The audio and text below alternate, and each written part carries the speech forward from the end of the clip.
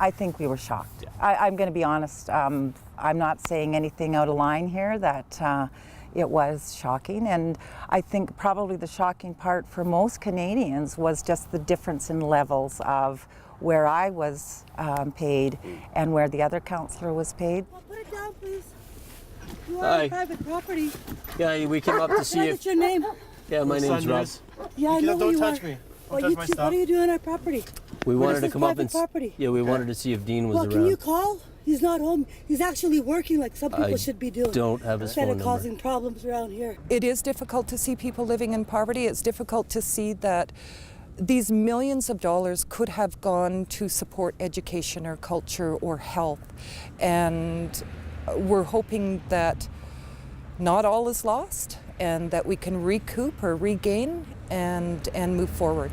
I know your camera's on, so. Yeah, well, we're just protecting ourselves. Yeah, well, you have no business on this property. Didn't you read the sign down there? We did, actually, yeah. Dean Martin Boulevard? No, private property. Yeah, it is. Maybe you should ask Ida Rivers what they sell down below in their trailer. Ask Barb Cody what she does. Well, to be honest with you, that's why we came up here to talk with you. Okay, well, you know what? Every time somebody says something, tries to tell you guys the truth, you guys manipulate it and bullshit. And we don't need that around here. Well, so I'll just take your name and your number, please. Well, but if you want to tell your side of the story, no, I then we're happy to talk to you. No.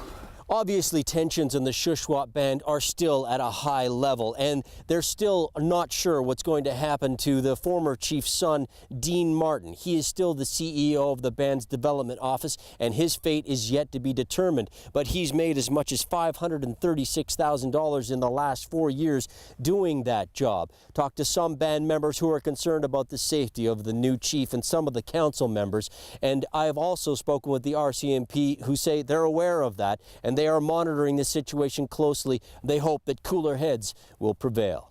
A record number of 122 people turned out to vote Chief Sam Paul out.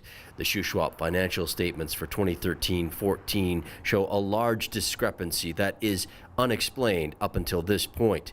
All this while the chief and his family made no secret of their trips to Las Vegas, while others on the reserve live in poverty. They seem to be the only families that were doing well. All their grandchildren and stuff are driving brand new trucks, and you know, they have, like, Jeremy has his own business. Like, I'd like to have my own hairdressing business by now too. Barb Cote has already made good on her promise to make sure Ida Rivers gets running water. Ida says for the first time in years she feels like part of the community. I've been called an apple by the old chief and council, which is red on the outside, white on the inside, because I would ask questions. Well, we've got all this development going on the reserve. Why aren't we getting a kickback? Under the former chief, there hasn't been band meetings since 2009. Even the RCMP were told to deal only with the chief. But that has all changed now that there's a new chief in town. And while Barb Cote continues to track where the money went, there is cash coming in from a new housing development on the reserve, a highway widening project on Shuswap land, and stumpage from forest and range agreements. It's fantastic news. We're just so excited, you know, because it's going to be, I think, just a lot of money coming into the band, and we get to do all kinds of great things. And that's going to be up to the band membership. That means the next generation of band members can hope for a brighter future. I'm Rob Gibson. This has been a Sun News Special Report.